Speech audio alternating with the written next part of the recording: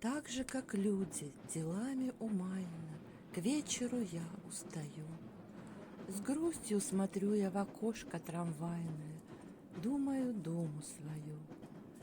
Мерно качаюсь под звуки колесные, мысли снуют не невпопад.